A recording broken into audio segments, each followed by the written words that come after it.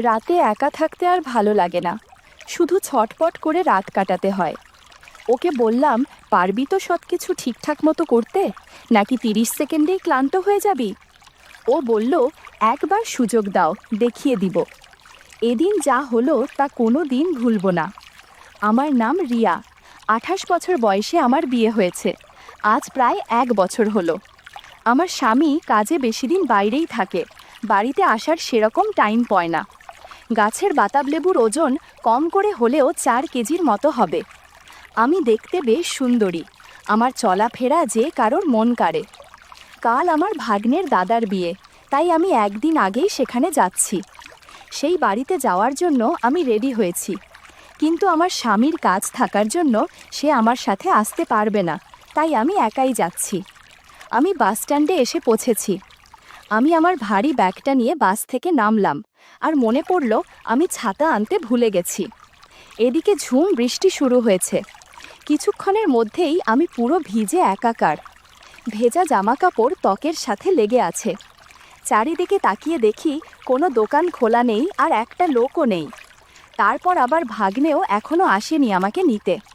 তাই একটা ছোট বন্ধ দোকানের সামনে গিয়ে দাঁড়ালাম আর অপেক্ষা করতে লাগলাম ভাগ্নের। কিছুক্ষণ পর দেখলাম বৃষ্টিতে ভিজতে ভিজতে ভাগ্নে আসছে। ভাগ্নেও বাড়ি থেকে বেরোনোর সময় ছাতা নিতে ভুলে গেছে। ও এসে আমার পাশে দাঁড়ালো আর চোখে আমাকে দেখতে শুরু করলো। বৃষ্টির কারণে অনেক কিছু বোঝা যাচ্ছিল। আমি বললাম, কি যে করি, আমি ছাতা আনতে ভুলে গেছি। এখন দেখছি যে তুইও তো ছাতা আনিসনি। ভাগ্নে বলল, হ্যাঁ, আমিও তাড়াতাড়ি বেরোতে গিয়ে ছাতা আনতে ভুলে গেছি। কোনো ব্যাপার না মামি, আমি আছি তো, ভয় পেও না। বিকেলবেলা বৃষ্টিটা যখন থেমে গেল, তখন আমরা দুজন বিয়ে বাড়িতে চলে আসলাম। বাড়িতে আসার পর আমি আমার কাপড় বদলে নিলাম, আর ভালো একটা লালা রঙের শাড়ির সাথে হাতা হাতা ব্লাউজ পরে নিলাম। বাড়িতে সবার সাথে কথাবার্তা বলছিলাম, আর তার মাঝে দেখি ভাগ্নে আমায় দেখছে দোতলা থেকে আর হাসছে। এমন সময় আমার বৌদি বলল, রিয়া, তুমি একটু দোতলায় গিয়ে রান্নাঘর থেকে 2টো প্লেট এনে দিবে? আমি বললাম, হ্যাঁ বৌদি, কোনো ব্যাপার না, আমি এক্ষুনি যাচ্ছি। আমি দোতলায় গেলাম আর দেখলাম ভাগ্নে সিঁড়ির কাছে দাঁড়িয়ে আছে। ওকে জিজ্ঞেস করলাম, রান্নাঘরটা কোন দিকে? ভাগ্নে বলল, সামনে গিয়ে 3 নম্বর ঘরটাই রান্নাঘর। দোতলায় কেউ ছিল না, সবাই নিচে কাজে ব্যস্ত। আমি সেদিকে যেতে শুরু করলাম, আর আমার পেছন পেছন ভাগ্নেও আসছিল। ঘরের সামনে গিয়ে দেখি এটা কারো বেডরুম। পেছনে তাকাতেই দেখি ভাগ্নে আমার সামনে। ও আমার হাত ধরে ঘরের ভেতরে নিয়ে ঘরের দরজাটা লাগিয়ে দিল। আমি বললাম, এ কি করছো? ভাগ্নে বলল, আমি জানি মামা, তোমায় মোটেও ভালোবাসে না, তোমাকে সময় দেয় না, সব সময় কাজে ব্যস্ত থাকে।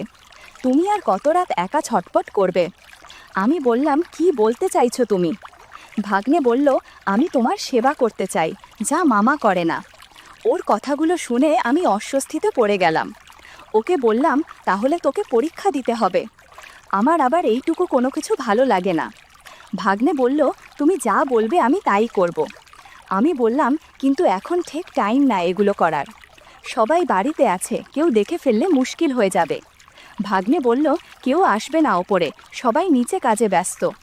আমি বললাম, আমি যদি রান্নাঘর থেকে প্লেটগুলো না নিয়ে যাই, তাহলে বৌদি উপরে চলে আসবে। ভাগ্নে বলল, আমাদেরকে কেউ দেখতে পাবে না, আমি দরজা বন্ধ করে দিয়েছি। বলার সাথে সাথেই ভাগ্নে 2টো তবলা বাজাতে শুরু করলো। আমি যেন ওকে বাধা দিতে পারছি না। আমিও সাহস করে গিটার হাতে নিয়ে বাজাতে শুরু করলাম। অনেক ভালো লাগছিল আমার, অনেক বছর পর আনন্দ করছি। কিছুক্ষণ পর আমাকে মেঝেতে বসিয়ে দিল। আমি বললাম, মেঝেতে পিঠে ব্যথা লাগে, বিছানায় চলো। ও বলল, না মামি, বিছানায় অনেক শব্দ হয়, মেঝেতে বসলে শব্দ হবে না। আমি মেঝেতেই বসলাম, আর জাগ্নে জাদুর লাথি দিয়ে আমাকে আশীর্বাদ করলো। এই বয়সে বেশ ভালো আশীর্বাদ করে পারো। আস্তে মামি, বেশি জোরে চিৎকার করো না, না হলে অমঙ্গল হবে। কিছুক্ষণ এরকম চলার পর ভাগ্নে আশীর্বাদ প্রসাদ খাইয়ে দিল। আমি আশীর্বাদের প্রসাদ খেয়ে একটু বিশ্রাম নিচ্ছি। ভাগ্নে বলল, এখন কি সুস্থ লাগছে মামি? আমি বললাম, কত বছর পর যে সুস্থ লাগছে তোমাকে বোঝাতে পারবো না। এরপর আমি সব কিছু ঠিক করে নিলাম আর ঘর থেকে বেরিয়ে চলে গেলাম।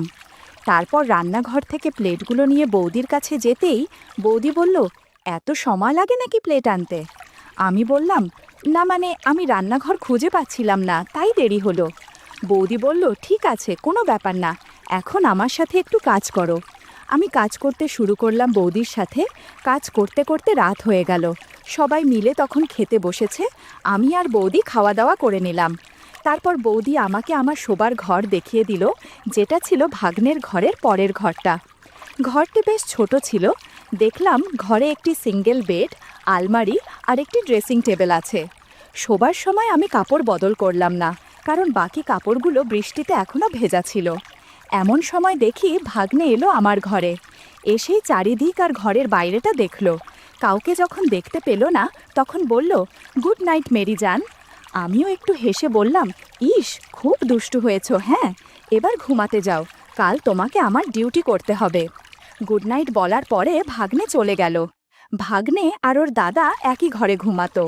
ঘরের দরজাটা বন্ধ করার সময় দেখলাম দরজার ছিটকিনিটা ঠিকঠাক লাগছে না, তাই আমি দরজাটা শুধু চাপিয়ে রেখে শুয়ে পড়লাম। রাতেও বেশ ভালো বৃষ্টি হচ্ছিল, কিন্তু মেঘ ডাকছিল না, তাই আমি একটি চাদর নিয়ে নিলাম আর কিছুক্ষণের মধ্যেই ঘুমিয়ে গেলাম। প্রায় মাঝরাত 2টোর সময় আমার ঘুম ভাঙল মেঘের ডাক শুনে। দেখলাম যে বাড়িতে লাইট নেই বৃষ্টির কারণে। তারপর আর আমার ঘুম পাচ্ছিল না, তাই এক সাইড হয়ে ঘুরে শুয়ে থাকলাম আর ঘুম আনার চেষ্টা করছিলাম। কিছুক্ষণ পর বুঝতে পারি কেউ আমার ঘরের দরজাটা খুলে ভেতরে এলো। বুঝতে পারলাম এটা আমার ভাগ্নে ছাড়া আর কেউ না, তাই আমি ঘুমিয়ে আছি সেরকম নাটক করতে লাগলাম। ভাগ্নে এসে আস্তে করে আমার পাশে শুয়ে পড়ল। আমি আর চুপ থাকতে পারছিলাম না, মুখ থেকে বেরিয়ে গেল, আস্তে ভাগ্নে আস্তে।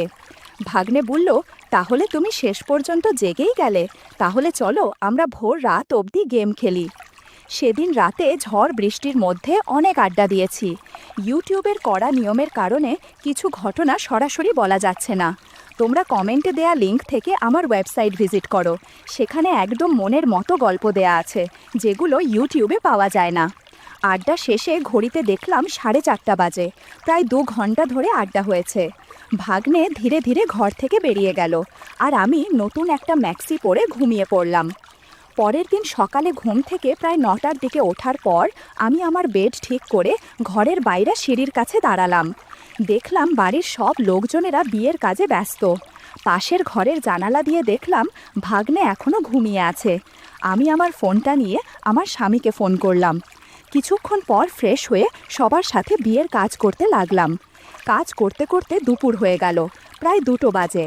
আমাকে বৌদি বলল যে, রিয়া, তুমি কি এখন দোকানে গিয়ে এই কয়েকটি জিনিস আনতে পারবে? বাইরে গাড়ি আছে, ড্রাইভারকে বললেই নিয়ে যাবে তোমাকে। আমি বললাম, বৌদি, আমার তো চেনা জানা নেই তোমাদের এলাকা। বৌদি বলল, ঠিক আছে, কোনো ব্যাপার না, আমি ড্রাইভারকে জিজ্ঞেস করে জিনিসগুলো নিয়ে আসছি। ভাগ্নে দূর থেকে আমাদের কথা শুনছিল। ও আমাদের কাছে এসে বৌদিকে বলল, মামিকে একা একা কেন পাঠাচ্ছ?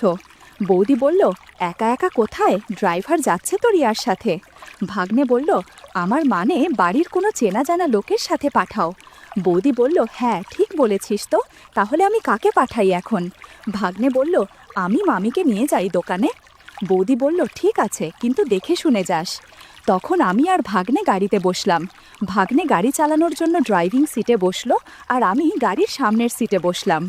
কিছু দূর যেতেই ফাঁকা সোজা রাস্তা আসলো। গাড়ি চালাতে চালাতে বলল, মামি, তুমি তো সকালে কিছুই খাওনি, আমার কাছে কলা আছে, খাবে নাকি? আমি উত্তর না দিয়ে জিজ্ঞাসা করলাম, তুইও তো সকালে কিছু খাসনি, ডালিম খাবি নাকি? আমার কাছে 2টো ডালিম আছে। ভাগ্নে বলল, যাক, ভালোই হলো, তুমি কলা খাও আর আমি ডালিম খেয়ে সকালের নাস্তা করি। গাড়ি চালাতে চালাতে ভাগ্নে ডালিম নিয়ে খেতে শুরু করলো। খেতে খেতে গাড়ি চালানোর কারণে ব্যালেন্স ঠিক রাখা যাচ্ছিল না। আমি বললাম, ভালো করে গাড়ি চালা। ভাগ্নে বলল, কিছু হবে না মামি, চিন্তা করো না। কিছুক্ষণ পর ভাগ্নের মাথায় বুদ্ধি এলো। ও গাড়িটা সোজা রাস্তা থেকে একটা মাটির রাস্তা দিয়ে এক ঝোপঝাড়ের পেছনে দাঁড় করলো। বলল, এখানে বসে আগে খেয়ে নেই। কিছুক্ষণ ডালিম খাওয়ার পর বলল, এবার আমাকে গাড়ি চালাতে দাও, আর তর সইছে না আমার। আমি শাড়ি একপাশে রেখে ভালো করে বসলাম। তারপর ভাগ্নে গাড়ি চালাতে শুরু করলো। সে কি গতি বন্ধুরা, আমার অনেক ভয় হচ্ছিল। আমি শুধু বলছিলাম, ভাগ্নে আস্তে আস্তে। ভাগ্নে বলল, আমি অনেক দক্ষ ড্রাইভার। অনেক জোরে গাড়ি চালানোর কারণে গাড়ি অনেক নড়ছিল, মনে হচ্ছিল ভূমিকম্প হচ্ছে। 30 মিনিট পর ভাগ্নে থামল। এদিকে আমার কেমন যেন লাগছিল, মনে হচ্ছে ব্যথা পেয়েছি। এরপর আমরা সোজা বাজারে থেকে বৌদির বলা জিনিসপত্র নিয়ে বাড়ি চলে আসলাম। বাড়িতে আসতে আসতে সন্ধে হয়ে গেল, আর বৌদি বলল, এত সময় লাগে নাকি রিয়া? তোমাকে আমি তাড়াতাড়ি আনতে বলেছিলাম জিনিসগুলো।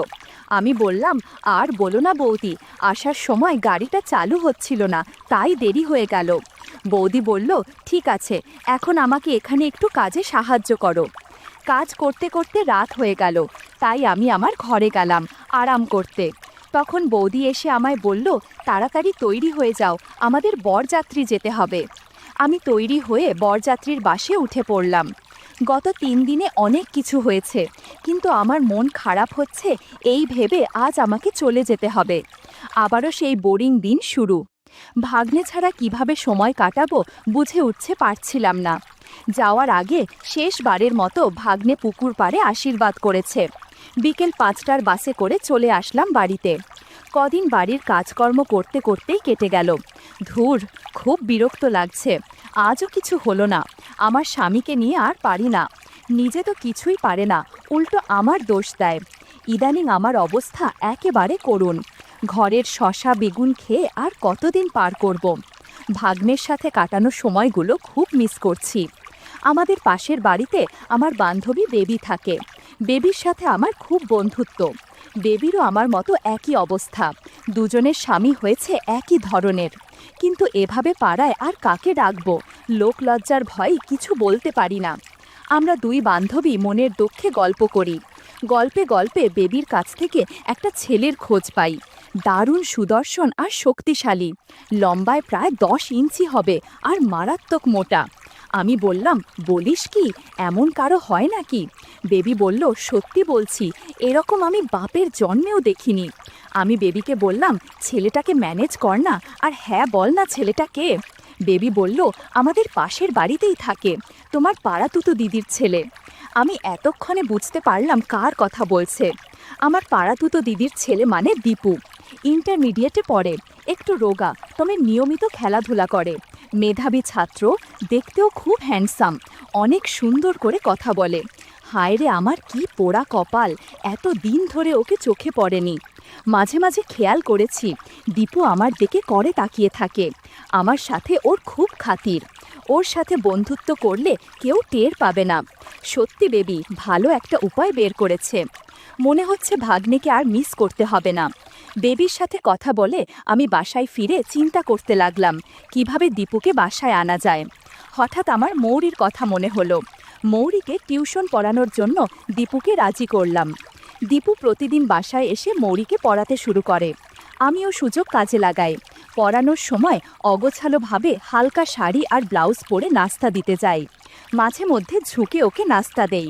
কয়েকদিন পর থেকে দীপুর ব্যবহারও বদলাতে শুরু করলো। মৌরি স্কুল থেকে ফেরার আগে দীপু বাসায় চলে আসে, আমার সাথে গল্প করে। একদিন সুযোগ বুঝে কথা শুরু করলাম, হ্যাঁ রে দীপু, তুই তো অনেক বড় হয়ে গেছিস, কারোর সাথে বন্ধুত্ব হয়েছে?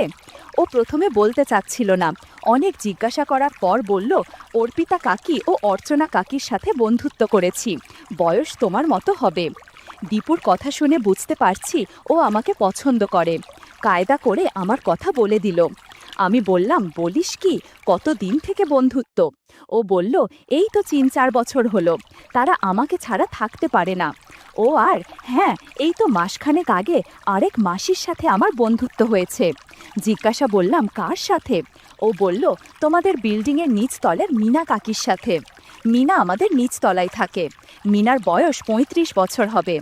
আমি আর বেবি প্রায়ই মিনার সৌন্দর্য নিয়ে কথা বলি। মিনার একটা ছেলে আছে, ক্লাস 4-এ পড়ে, স্বামী বিদেশ থাকে। মাসখানেক আগে মিনাকে দেখেছি খুঁড়িয়ে হাঁটছে। জিজ্ঞাসা করাতে ও বলেছিল বাথরুমে পিছলে পড়ে গেছে। আমার এখন সন্দেহ হচ্ছে সত্যি বাথরুমে আছাড় খেয়েছে নাকি অন্য কিছু। দীপুকে জিজ্ঞাসা করলাম, তোর আর মিনার বন্ধুত্ব কতটা গভীর হয়েছে? দীপু মুচকি হেসে বলল, অনেক গভীর গো মাসি, তুমি ভাবতেও পারবে না, তোমার থেকেও অনেক ফ্রি, আমাকে সব কথা বলে। ওর কথা শুনে আমার মনে আনন্দের ঢেউ বয়ে গেল। এই ছেলেকে দিয়েই হবে। ওকে জিজ্ঞাসা করলাম, আচ্ছা দীপু, বেবিকে তোর কেমন লাগে? ও বলল, দারুণ লাগে মাসি, তবে তোমাকে সবচেয়ে বেশি ভালো লাগে, সেজন্যই তাড়াতাড়ি চলে আসি। আমি বললাম, বেবির সাথেও বন্ধুত্ব করবি? ও বলল, কেন করব না, আমি তো অনেক দিন থেকেই তোমার সাথে বন্ধুত্ব করতে চাচ্ছি। বেবি মাসি হলে আরও ভালো হবে। ওকে বললাম, পারবি তো সব কিছু ঠিকঠাক করতে? ও বলল, একবার সুযোগ দাও, দেখিয়ে দিব। এমন সময় মৌরি এসে পড়ল। আমি আমার ঘরে চলে গেলাম। কিছুক্ষণ পর বাথরুমে গেলাম। মৌরির ঘরের সামনে দিয়ে যাওয়ার সময় দেখি দরজা ভেজানো। আমি ভাবলাম মৌরি হয়তো মনোযোগ দিয়ে পড়ছে। ফিরে আসার সময় মৌরির ঘর থেকে অদ্ভুত আওয়াজ শুনতে পেলাম, সাথে হাততালির মতো কেমন যেন শব্দ আসছে। আমি একজন বিবাহিতা মহিলা, এই ধরনের আওয়াজের সাথে আমি খুব পরিচিত। আস্তে আস্তে ভেজানো দরজা একটু ফাঁকা করতেই আমার চোখ কপালে উঠে গেল। দেখলাম মৌরি হাঁটু গেড়ে বসে আছে আর দীপু ওর সামনে দাঁড়িয়ে আছে জাদুর লাঠি নিয়ে। বন্ধুরা, ইউটিউবের কড়া নিয়মের কারণে সরাসরি বলা যাচ্ছে না। তোমরা কমেন্টে দেওয়া লিঙ্ক থেকে আমার ওয়েবসাইট ভিজিট করো, সেখানে একদম খোলা মেলা গল্প দেয়া আছে। আমি চুপচাপ দাঁড়িয়ে ওদের কাণ্ড দেখতে থাকি। মনে মনে ভাবলাম, দীপু যদি মৌরিকে এভাবে প্র্যাকটিক্যাল পড়াতে থাকে তাহলে তো মেয়েটা অসুস্থ হয়ে যাবে। কিন্তু এ কি, আমার মেয়ে, চোখে মুখে প্রশান্তির ছাপ। কি ফাজিল ছেলে রে বাবা, মৌরির মতো লাজুক মেয়ের সাথে বন্ধুত্ব করে ফেলেছে। একটু পর আমি আমার রুমে চলে গেলাম আর বেবিকে ফোন করলাম আর ওকে সব ঘটনা খুলে বললাম। শুনে বেবি আনন্দে লাফাতে লাগলো। বেবিকে আমার বাসায় আসতে বললাম, দীপুকে নিয়ে মার্কেটে যাব। বেবি আমার বাসায় এসেই আমাকে জড়িয়ে ধরল। দুই বান্ধবী ঠিক করলাম দীপুকে যা ভাই তাই দিব। কিছুক্ষণ পর দীপু মৌরির ঘর থেকে বের হলো। ওদিকে মৌরি বিছানায় শুয়ে আছে। আমি দীপুকে আমাদের সাথে মার্কেটে যাওয়ার জন্য বললাম। দীপু সাথে সাথে রাজি হয়ে গেল। আমরা তিনজন মার্কেটের উদ্দেশ্যে বের হলাম। মার্কেটে পৌঁছে আমি ও বেবি ব্লাউজের দোকানে ঢুকলাম। দীপু বাইরে দাঁড়িয়ে আছে। আমি দীপুকে দোকানের ভেতরে নিয়ে এলাম। দীপুকে বললাম কোন রঙেরগুলো কিনবো। দীপু হাসতে হাসতে বলল, তুমি এক সেট কালো নাও আর বেবি মাসিকে এক সেট লাল নিতে বলো, তোমাদের দুজনকে খুব মানাবে। বেবি মাসিকেও কালো মানাবে, কিন্তু তোমাকে সবচেয়ে বেশি মানাবে। আমিও হাসতে হাসতে বললাম, ঠিক আছে, তোর ইচ্ছাই থাক। ঘণ্টাখানেক কেনাকাটা করে আমরা বাসায় ফিরে আসি। পরদিন মৌরি স্কুল যেতেই বেবিকে বাসায় ডেকে আনি। দীপুকেও আসতে বলি। বেবি আসার পর দুইজনেই হালকা করে সাজগোজ করে নেই। দুইজনেই ঠিক করেছি আজ দীপুকে গাড়ি চালাতে দিব। বেবি যা পারে করুক। এদিকে দেখলাম বেবি ব্যাগে এক সেট কাপড় নিয়ে এসেছে। বাসায় বলে এসেছে সিনেমা দেখতে যাবে। একটু পর আমরা চুল কেটে ক্লিন হয়ে থাকলাম। একটু পর কলিং বেল বাজতেই দরজা খুলে দেখি দীপু হাজির। দরজা বন্ধ করে দীপুকে ঘরে আসতে বললাম। দীপু 6টা বিদেশি বেলুনের প্যাকেট সাথে নিয়ে এসেছে। আমি বললাম, কি রে, এসব আনলি কেন? দীপু বলল, এগুলো ছাড়া সমস্যা হবে। আমি বললাম, না, এগুলো দিয়ে কিছুই হবে না, তুই চিন্তা করিস না, আমরা ওষুধ খেয়ে নিব। এরপর দীপু আর কথা বাড়ালো না। প্রথমে বেবির কাছে গিয়ে তবলা বাজাতে শুরু করলো। এদিকে আমি তৈরি হচ্ছিলাম কখন আমাকে শেখাবে। 1 ঘন্টা বেবিকে গান শেখানোর পর বলল, একবার তুমি রেডি হও। সেদিন সারা বাড়িতে শুধু আমাদের চেঁচামেচির শব্দই শোনা যাচ্ছিল। দীপুর কারণে আমি ভাগ্নের কথা একদম ভুলে গেছি। দেখতে দেখতে দুপুর 1টা বেজে গেছে। ওদিকে আবার মৌরির স্কুল ছুটি হয়ে যাবে। আমি আর বেবি কোনোভাবেই দাঁড়াতে পারছিলাম না। তবুও দীপুর সাপোর্টে উঠে দাঁড়ালাম। এরপর দীপু বাথরুমে চলে গেল। আমি ঘর গোছাতে শুরু করলাম। একটু পর দীপু এসে বলল, কি ব্যাপার, আজকের মতো এ পর্যন্তই নাকি? বেবি বলল, না বাবা, আমি আর নেই, আমি এখন বাসায় যাব। দীপু, তুই আমাকে বাসায় পৌঁছে দিয়ে আয়। এরপর বেবি নতুন এক সেট জামা কাপড় পরে দীপুর সাথে বাড়ির পথে হাঁটা দিল। আর আমি স্নান সেরে রান্নাঘরে চলে গেলাম হাঁড়িতে ভাত বসাতে।